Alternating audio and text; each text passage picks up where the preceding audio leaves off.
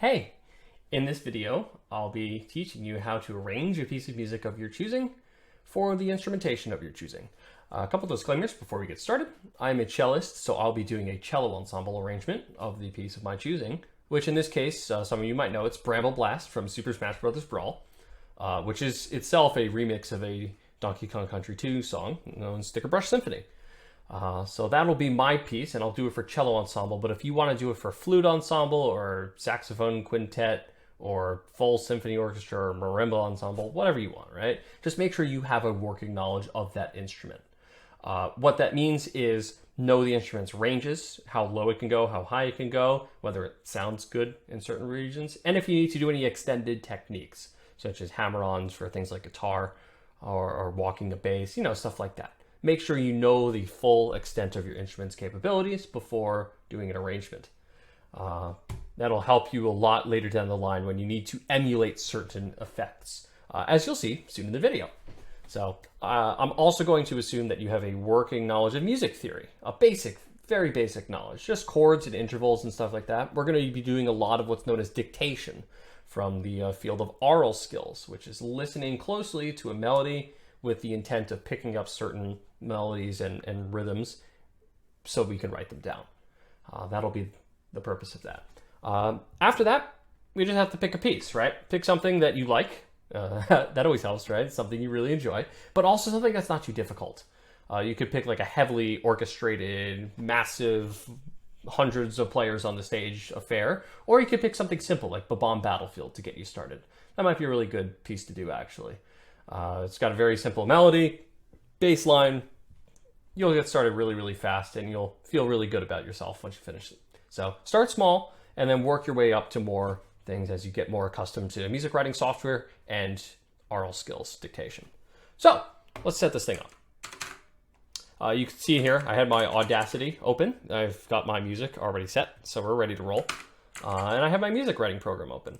I'm going to set this up from the beginning so you can watch. So we'll do Setup Wizard. I'm just going to set up a cello quartet, but I want to have extra parts, right? This gives me creative freedom in case I need to add things. Let's say I need to fill a chord, so we need 3 parts in the bass, and then a rhythm, and a harmony, and a melody, so at least 6. I'll do 8, just to be on the safe side here. That's 9.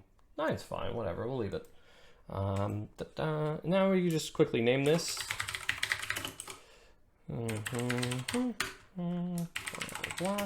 This was written originally by David Wise, I believe, and it was arranged in Brawl by Michiko Naruke.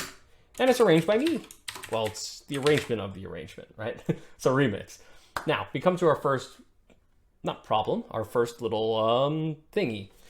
We'll call it a thingy. You have to do time signature, key signature. Time signature and key signature set yourself up for the entire piece. We want to get this squared away now so we don't have to worry about it later. How do we do that? Well, we listen to the rhythm. Let's go listen to the piece really quick, just a few seconds.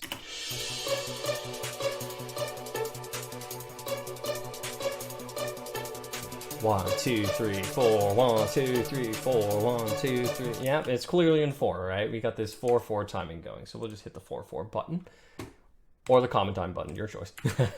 And then the key signature. How do we figure that out? Well, take your instrument that you have, whatever that might be. In my case, that's a cello. Let me change the display really quick. Still getting used to this. Bada bing, it's me. So we're going to take this piece, and we're going to find out what the tonic is. So how do we find out what the tonic is? Play a bunch of notes until it sounds good. Well, that's not it. No. Oh, well, that works for this chord, right? But it doesn't work for the next chord. It's the tonic. No, it sounds like the third, right? So somewhere down here. We found it, right? It's the note B. So just try a bunch of notes and see if it works. I have perfect pitch, so I would know that that's in B minor already. But if you don't have perfect pitch, it's not a problem, right? Just play it a bunch of times, see if something sounds good. And eventually something will work, right? There's only 12 notes to pick from. You just keep going up the chromatic scale. Right, and etc. So let's get back, and we'll set this to B minor. So we have 2 sharps to work with. B minor. Cool. Tempo marking is something that you could probably do at another point. You don't really need to figure this out right now. I'll put it to 160 because I think that's about what it is. You know, 1, 2, 3, 4. 120 is about, that's about 120. So it's a little faster than that, right? So we'll keep it going. Boom, and voila, we've got our document. This is going to be our little foundational period. So now we go back to the beginning. And the first thing we're going to listen for is the bass. We want to make sure that we get our foundational chords set up before we start adding other things.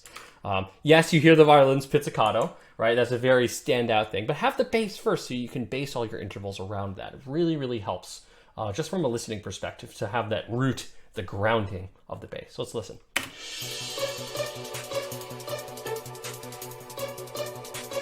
You can kind of hear already. You have this vocal pad, right? This ooh, there's that vocal pad that we're trying to key into here.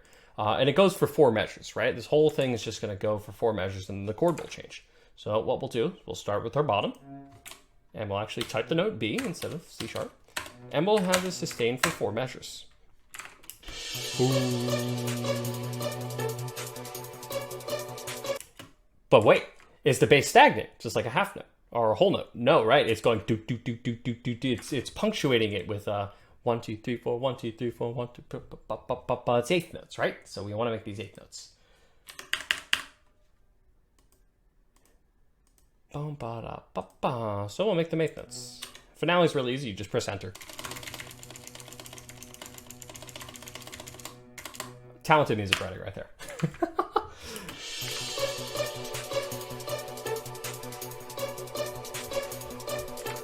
And then the vocal ooze on the top of that are the next thing we want to focus on, right? This is that vocal pad that I was just discussing. What are the notes in that?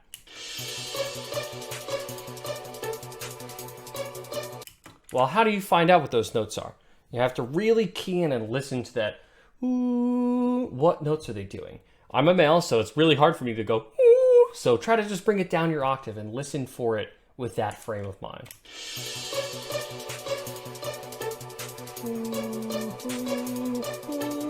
Do you hear what I'm doing there? I'm sort of vocalizing it myself to try to emulate what they're singing there, assuming that it's down the octave because, you know, you could also try to transpose this down the octave, but that'll distort a lot of the pitches and it makes it more difficult to listen to.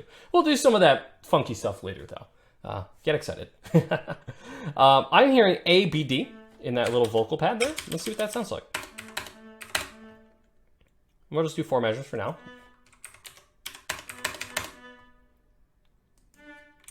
Again, I'm doing this in a male vocal range, but we could transpose this up the octave. This is also more naturally suited to the cello, right? This area. Doesn't sound too bad. Let me bring up the volume in here so you can actually hear it. Boom. That should be nicer. And let's just change the playback settings so it actually, I can move to your end. Sounds pretty reasonable, right? We're missing a note, aren't we? We're missing the 5th. We're missing the F sharp. So what I'm going to do is I'm going to just cut this like that. And I'll do a little trick. I'm just going to transpose this down a 3rd. So we'll go to Utilities, Transpose, down 3rd. Boom, done. And let's listen back. Already sounds more full, right? How about this? Does this sound full?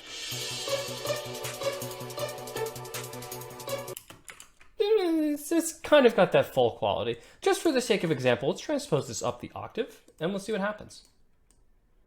Octave, boom. Obviously this looks really bad notationally, right? This looks awful. That sounds a lot nicer, doesn't it? And the cello can actually do this, right? We can play in this range. We would just have to move the clefs around. But as the notes are going to get higher later on, as we'll hear in a second,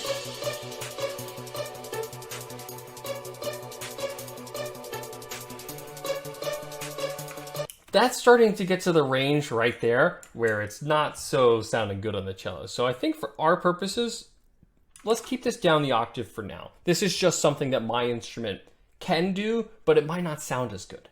And we can always toy around with this later, right? In fact, let me show you. That might be a good thing to do.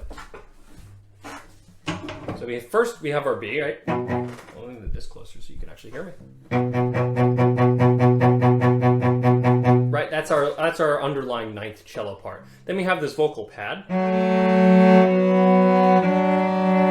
Ooh, there we go, that's a little better. we have this vocal pad that's going throughout. It sounds okay down here, right? This is the cello's natural mid-range, after all. How about up here? Obviously, this is going to be scored for more parts, right? I'm only showing you one part at a time here. So we have this. Doesn't sound so bad, right? It sounds okay still. How about up here for the next one? It's doable. It's doable. For the sake of example, let's leave it down the octave. It's easier to look at for cellists, so we'll do that. If I do this piece, actually, you could potentially do something like that. It also is going to depend on other factors, such as, let me go back to finale here. Boom.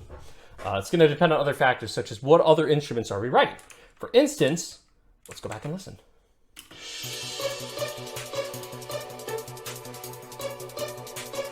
There's 3 other things we need to write in this section.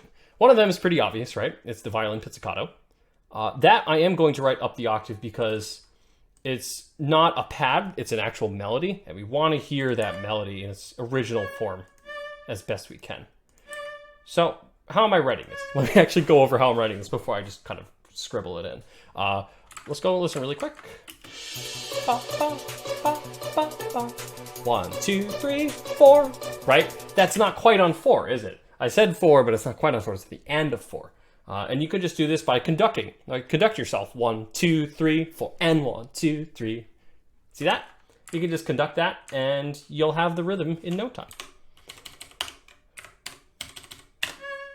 This should be a quarter note. Rest, and voila, we've got our pizzicato, which we can actually notate as pizzicato. So that we know that that's a pizzicato section. And voila. Clearly you can hear that, right? No, finale's really, really, really bad at notating pizzicato and actually making it be audible. So in order to make this audible, we're going to put fortissimo in there. This is not something your performer should do, so please remove this once you're done with the playback, right? Which can happen at the end of the affair. Now you can hear how that integrates, right? But it sounds pretty good so far, doesn't it? But we're missing something, aren't we? I'm just going to actually copy this real quick, and then we're going to remove pizz and fortissimo so it looks nicer. We're missing something, though. Right now it just sounds like, whoa, right? We're missing a drive, a rhythm.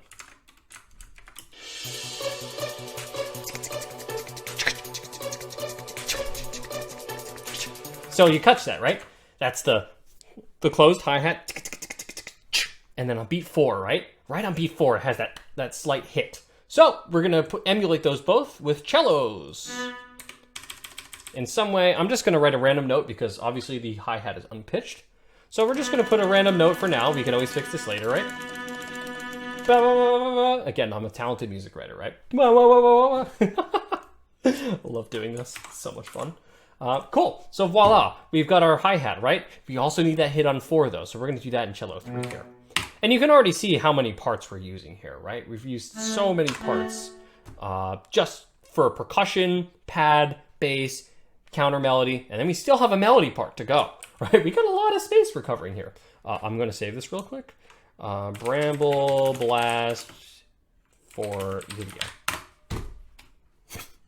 I already started the arrangement and failed recording, so that was fun. So we're going to do this one again. Cool. So we've got this now, and what does this sound like all of a sudden? Let's just do this really quick.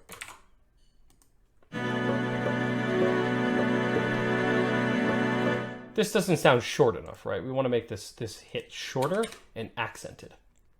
So we'll do that. Again, this is mostly just for finale playback, so we can kind of get the gist of what's happening. This will obviously translate different on real instruments. You can't even hear these 16th notes. In fact, try to listen for them.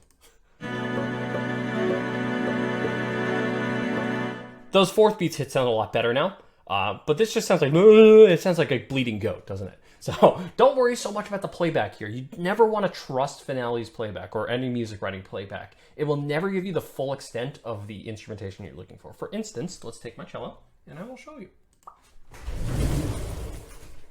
So in finale, it just sounded like a bleeding goat, right? It's just like, it didn't really sound like anything. On a real instrument, it'll be short. It'll have a lot more of energy behind it, right? And you have that kind of pulled off kind of hit, right? That's going to sound really, really, really cool when we put this all together. That's going to sound much better as a hi-hat. I don't want my mic to fall. So let's go back to this. And of course, if you're scoring this for a percussion section, you'll have access to those. I am not a percussionist. I could also do something like a this doesn't really sound like a hi-hat, right? It just sounds like a drum moving. So in order to get that kind of nasal quality, you could even consider putting this up the octave, right? Making it so high that it kind of emulates the timbre of the hi-hat. Save, always Control S, right? Always Control S. And we've got a great starting point, don't we? Let's kind of jump ahead a little bit. Let's just, I'm going to kind of just go through the next little section fast so we can get to the real meat of this. I want to show something really, really cool. How much time? 16. Wow, this goes fast.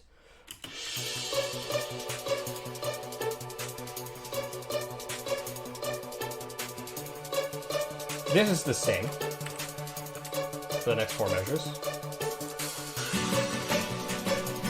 Okay, it's real easy to get sucked in and just enjoy the thing, right? It's so easy to enjoy this because it's such a bop of a song. We're just going to keep these hits in still. This is going to be transposed up to D. Let's go back and just quickly key on that. Right? You hear that minor third there. B, D, goes up like that. Use that to your advantage. Just paste it in and transpose it up. Bada bing. Or you can just rewrite it. It doesn't really matter. A lot of the notes are the same, right? So we're going to be kind of transposing these two up a third. And then we might keep those bottom 2 voices the same. Let's see what that sounds like before we go back and listen to it. Let's keep our hi-hat going. Let's just put it in somewhere in the D chord, right?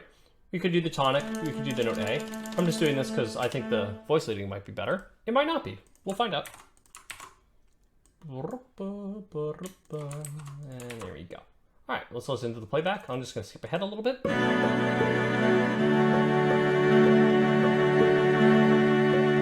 Good. Sounds good to me. I think that sounds okay. Boom, boom, boom. All right, excellent. And let's just take away this tie and take away that tie so it ends properly. Good. Looks good to me. So we've got this going now. Now more instruments come in, right?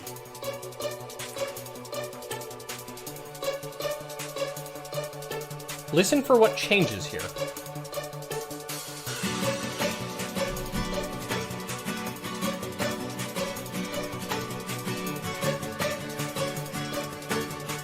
You can kind of see me strumming the guitar part, right? That's really the only thing that changes though, right? The pits is the same, the percussion's the same, the pad's the same, the bass is the same. It's all the same, except for the addition of that extra guitar part.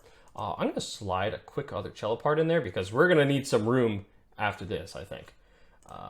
Maybe we won't, maybe I'm wrong. But let's just quickly scoop this baby up. Let's put this after cello 4. That seems good. Okay, so all of this is going to be the same for the next 8 measures, right? At least until something else happens. So we can just copy and paste it. Copy and paste is your best friend. It's your best friend. What is happening with my scroll? Unusual. We'll just do it like this then. I don't mind. I can futz with it later. Ba ba ba bum ba. Cool. So we got 8 measures of goodness. Blue screen. And we just hit the copy paste button. Now let's listen to that guitar part and see what's exactly happening there. Bum, bum, bum, bum, bum, bum, bum, bum, bum. It's really not very animated, right? There's a lot of space, and that's what's really cool about this piece and why I like it so much. There's so much space left by other parts for other things to fit in, and it just sounds so rhythmically driven because of that. That's why this piece is so cool. Or one of the many reasons. Also that it's B minor, and we love B minor. Let's go to measure 9, and let's add this thing. There's an open symbol there, right? So we want to make this one longer a little bit. See that? Just those small changes, but they all add up, right? This is introducing the guitar that's going to come in cello 5. Now what happens? Let's listen to that again. Ba-dum-ba. Is there a downstroke on the guitar? Right? So we're gonna do it like that. From my knowledge of cello playing, I know that this is probably a really good way to notate that chord. Just like that. And there's 2/8 breaths, right? That's what we're listening for, right?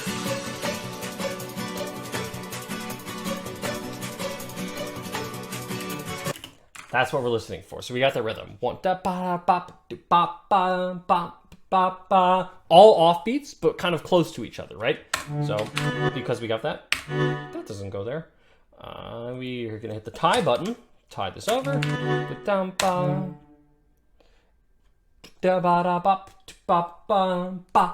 On beat 3.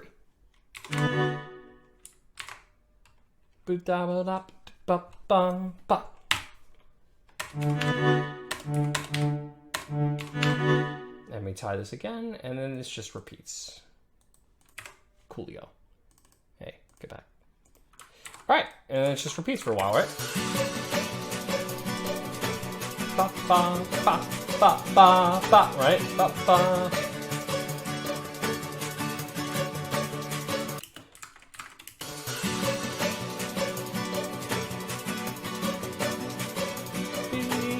A. That's the cool part about the B minor to D major. This is a B minor inversion, right? You have the D in the bass instead of the B. This is first inversion. This is part writing, right? This is knowing about how your chord is going to mesh well with the future chords, right? You're essentially directing it. It's known as voice leading. This is measure 12, so we want this voice to change here. The middle voice will become an A. Oh, you can already hear it. Sounds like $1,000,000. That should be a quarter, dotted.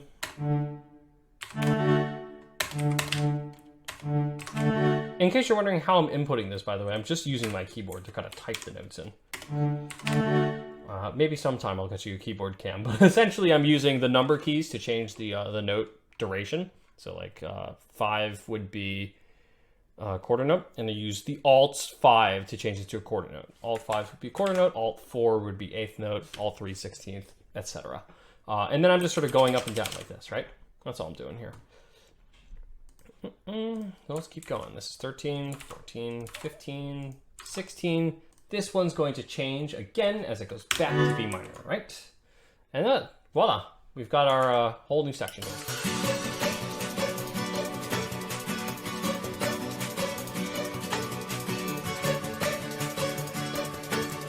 We still hear the vocal pad, right? We still hear the percussion. We still hear the 4th beat. We still hear the pizzicato. We still hear the bass. All that's present. We've just added a strumming part. Let me show you what this looks like, by the way, just so you can kind of get the idea of why I chose to add this strumming in this way. Normally, the cello is not a chordal instrument, right? Like a guitar or a piano that can just, you play 3 notes, and then you voila, you have got a chord. But for me, or for cellists, we can actually pluck, right? Whatever. You can also strum with your thumb, right? So what I'm going to do this part is,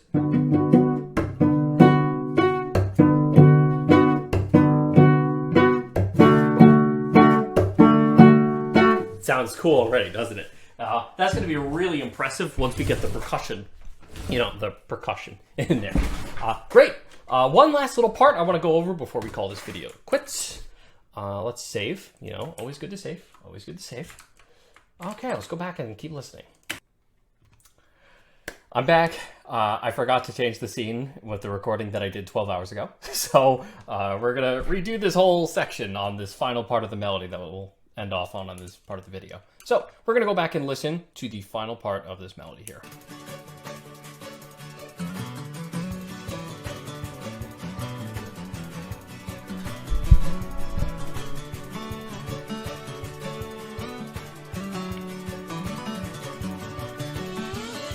that's as far as we're going to go in this video. So my goal for this section is to show you a way in Audacity that you can do in order to get this to sound more just like the melody, as opposed to having all the voices on top. So what I'm going to do is I'm going to click here. That's where this section comes in, right? So we're going to just go all the way out to here-ish. And what we're going to do is go to Effect, Vocal Reduction and Isolation. This is a really powerful tool that you can use to just isolate a melodic part. You can hear that everything else in the mix is far lower than the background, the vocals. The melody is way higher in the mix now, even though everything is much softer, right? But that's simple to fix, isn't it? You can just raise up the volume. And you can do that probably just by going to Amplify. And now you hear only the melody, right? Let's compare and contrast. Very easy tool to use. Let me contrast it. Doesn't sound as awesome as the original, but it's way easier to isolate the melody this way. And we can just kind of go like little section by section here. We just got that, right? All of that happens before the beat of the next measure. So we're going to do it like this. 1, 2, da-ka-dum, 1, 2.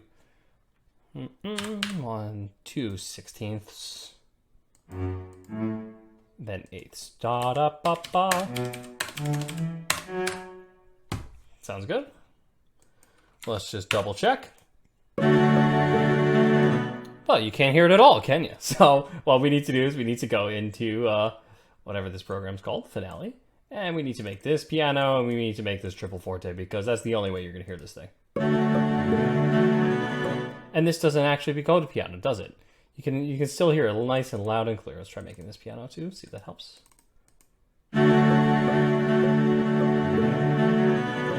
Well, it's slightly more audible. Again, you're not relying on Finale for your final determination, but we can hear that the notes in general sound very, if almost exactly the same as what's here.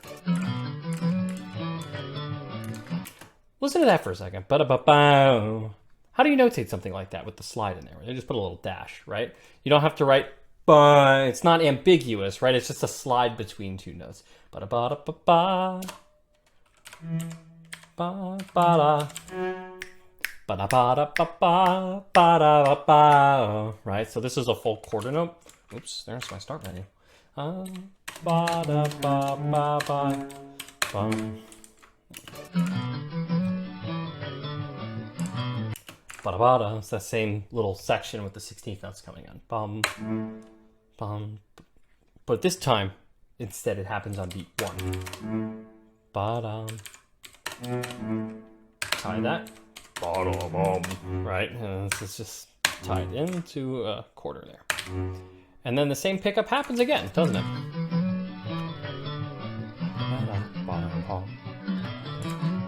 It's the same thing, right? 1, 2, ba-da-ba-da-ba-ba, right before the beat.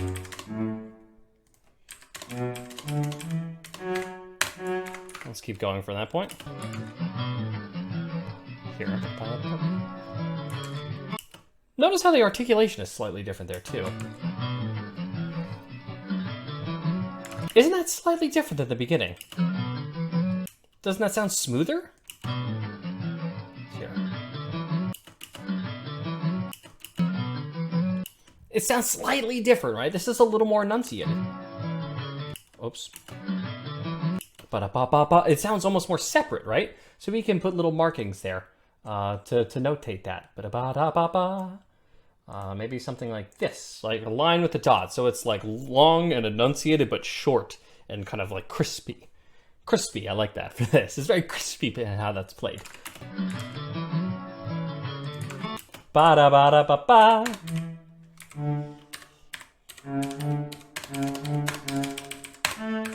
You can hear that I'm just essentially singing everything back, right? I'm singing it back, seeing how it fits in my voice, and whatever works in my voice will probably translate well to how it looks on the page, right? Singing is your best friend when doing this type of arrangement.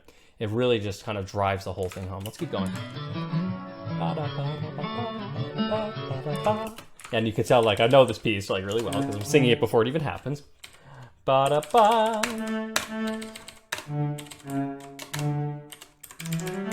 Sometimes I spend so much time just listening to the piece so much before I even do an arrangement. And obviously, this is pre-recorded, so you know I've already listened to it and probably written it out maybe once or twice. But that being said, like, I'm still able to sing it back, right? I'm reiterating all of the melodies that I hear. And if you really need to go slow, go slow. No one's going to stop you, right? Ba-da-ba-da-ba-ba. Maybe you just do this. Ba-da-ba, right? You can even hear, like, right in that moment. Is there really an A? Ba-da-bum. Is there really a 16th note there? Is there an extra note? Is there just 2 notes or 3 notes? Do you know what I mean? Like, you could totally write this like this. And that looks fairly accurate, doesn't it? I like the 16th note because I think it creates a little bit of energy, and you don't really lose any style points for keeping the 16th note in there, right? I think technically this would be more correct. So we'll leave it like this. Ba-ba-da-ba-ba. Maybe it's a ghost note, right?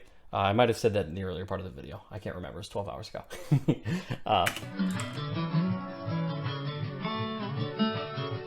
That's C sharp right here, like this one. You can't really hear this note, right? It's a ghost note. Ba, ba, da, da, ba, but you can hear it in the next part. So we assume that it's there.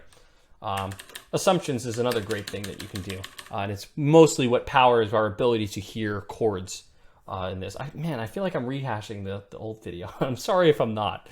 Oh my God.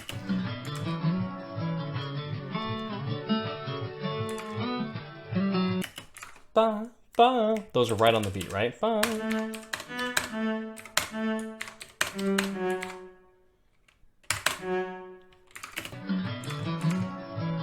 We can skip ahead a little bit. This part. Right?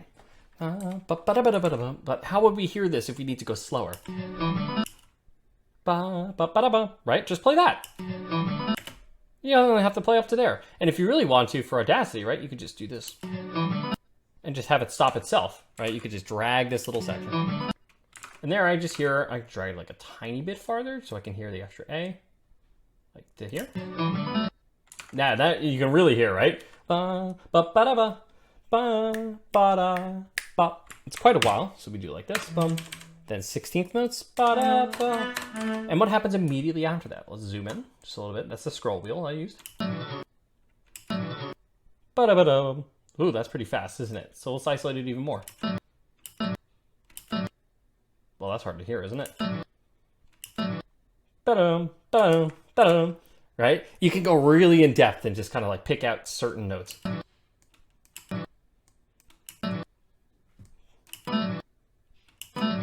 It's really hard to hear it, but that you could hear ba-da-ba-dum, ba-da-ba-dum, ba-da-ba-dum, right? Any sort of combination of that is gonna ba-da-ba-dum.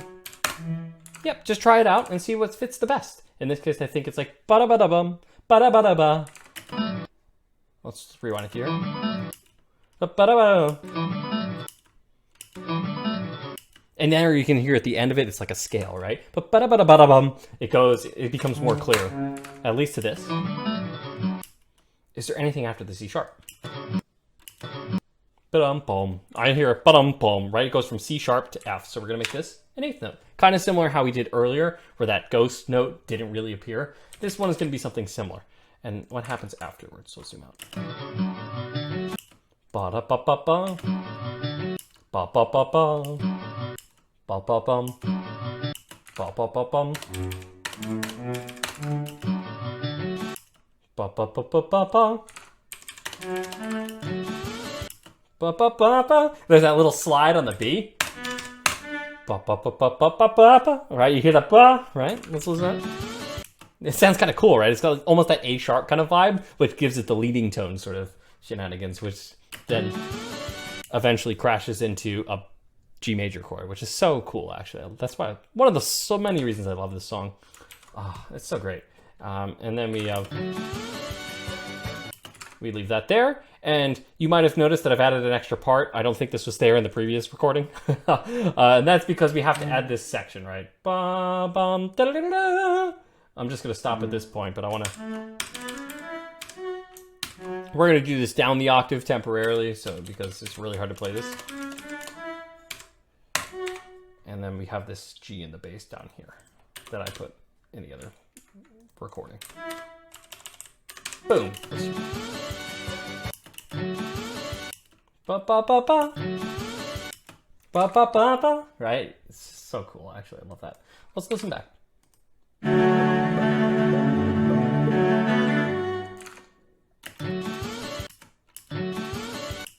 Do we hear 16th notes in the melody?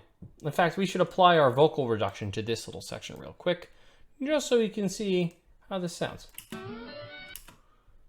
I'm just going to turn this up. Oh, that's too loud. Might be. Ba, ba, ba, ba. We're listening for the upper part now. Dun, da, da, da, da. I'm singing that in the octave down.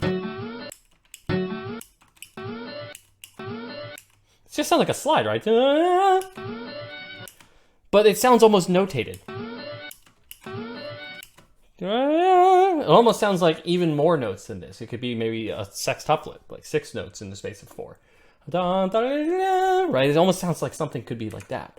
But I think that's fine for now, right? This is good enough. You can always return to this, right? You don't have to have this completely be set in stone here. Let's go listen to this entire section and see how we did notationally.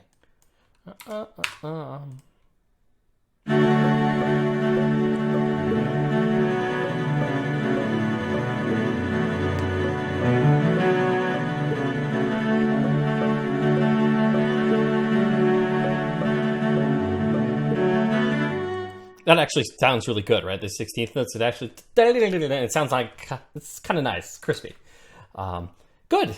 So this is our little section for this. So let's undo that. Let's put this back here. You were missing something. That changed there.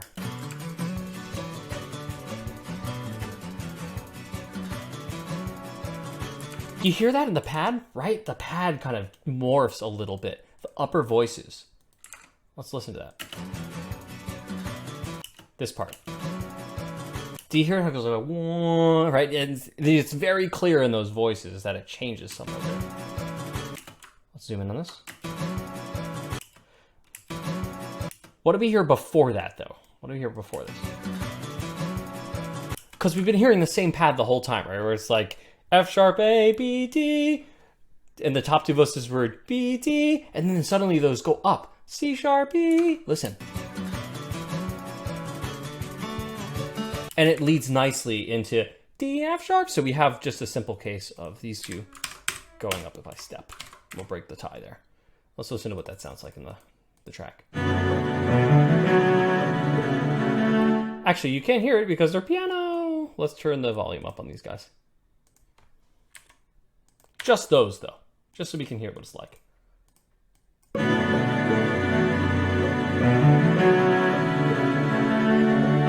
There you can hear, right? It's the same morphing of the pad. So we just added that little tiny change, right? We just raised 2 notes a step, but it makes a world of difference, right?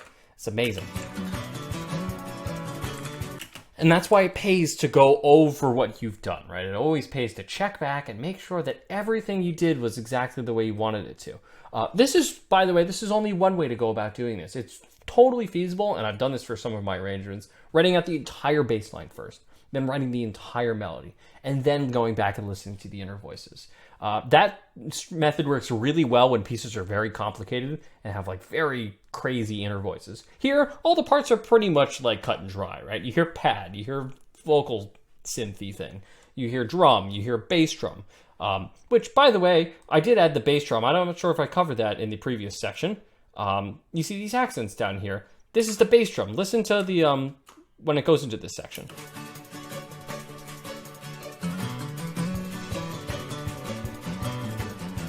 Right, you hear the bass now. The bass drum is coming. It's going doom, doom, doom. So I've added these accents in this cello 11 part. My goodness, we have 11 cello parts already. Woo! This 11th cello is going to emulate our bass drum here. It's just as well you could put it in cello 5, right? And in fact, you might even do double accents, right? Just so you can really emulate the fact that the downbeats are suddenly being enforced heavily by a percussion instrument.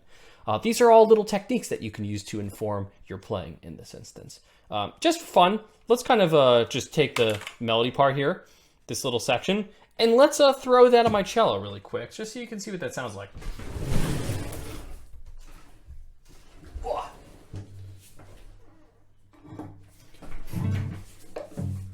Let's do it like this.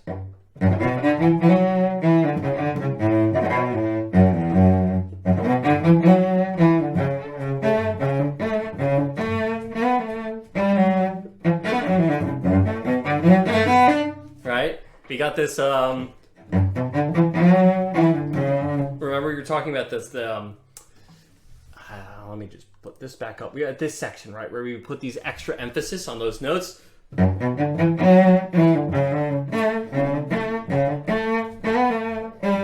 And all of this fits nicely on the instrument, right? Nothing is out of range. Everything is well within the range. And that fits really well, actually. Let me zoom it back out so you can see. It's so like right in first position, actually. And then got that cool little slide at the end. All right, good. So just to recap what we've done in this video, and once again, I'm returning to this a long time after, so forgive me if I forget something. We have just done the arrangement of the first 40 seconds or so of Bramble Blast, right? And it is a 2.5 minute loop. So we've done a solid fifth of it, probably more actually, because there's a loop that happens, right? So it's probably more about like 2 and change. Yeah, it's like 2 minutes, right? So we've done a solid quarter of this. We've done 25% already. And it took me 40 minutes with explaining it. If I wasn't explaining to you, it'd take half the time. So realistically, you could expect to be done with a simple arrangement of this in under 2 hours, right? That's a really good time for something like this. It doesn't take long. You just have to know what you're listening for. Just to recap, let's go over everything we did. We started with the chord pads and the bass, right? We heard the melodies. We keyed into what those were in the original recording. And we sort of interpreted what we thought would fill out an ensemble based on cellos. Then we added percussion, right? Or maybe we added the pizz first, I can't remember. We added the pizzicato and the violins, right? And that's just a vamp that happens over and over again, right? It's the same 2 bars, kind of just cloned over. Percussion is the same thing, right? It's the same beat the whole time. And the only thing that changes is when the guitar comes in measure 9.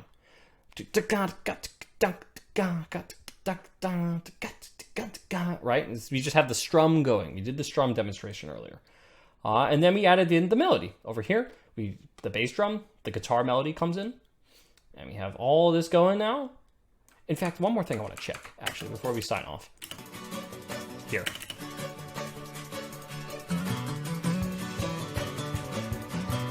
You can hear there's still the guitar. That's still happening. Even though the guitar is playing the melody, it's also still chugging away at the rhythm section there. So I think we did a pretty good job. If you have any questions at all on the process, feel free to ask away. I'll do my best to help you as best I can. I'd love to help people with this sort of stuff. I think this is so much fun, and it's such a great way to show people in the community ways to play video game music. Even just today, I had a student talk to me about video game music, and he was understandably shy about it. You know, it's like when you play cello, you expect it to be like a classical thing, but there's so much it can do. So if you have any questions at all about the process, about the cello, about the music, anything, feel free to ask in the comments. Drop a like if you'd like. That's funny. Drop a like if you like. Okay. That's hopefully not going to be my catchphrase. Anyway, thanks for watching. Hopefully you learned something, and have a good one.